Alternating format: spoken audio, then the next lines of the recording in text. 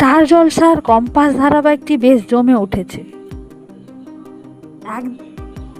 একদিকে যেমন বিহান আর মোনালিসার বিয়ের আনন্দে মেতে উঠেছে দুই পরিবার, অন্যদিকে কম্পাস সব সত্যি জানানোর জন্য ঘর থেকে জানালা ভেঙে বেরিয়ে আসে। কম্পাস চৌধুরী বাড়িতে এসে উপস্থিত হলে কম্পাসকে সবাই বেরিয়ে যেতে বলে। কম্পাস তখন বলে, আমি এখান থেকে কিছু না বলে বেরিয়ে যাব না। তখন ঋতুজা বলে, তোমার কি বলার আছে বলো। এরপর কম্পাস বলে, আপনারা যে মোনালিসা ম্যাডামকে বাড়ির বউ করে আনছেন কারণ তার রূপ আছে, না সেই জন্য যে কলেজে টপার? তখন ঋতুজা কম্পাসের কথাই রেগে যায়।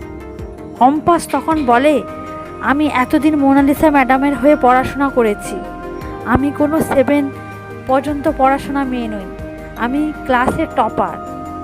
এ কথা শুনে বিহান মোনালিসাকে বলে, কম্পাস যা বলেছে তা কি সত্যি?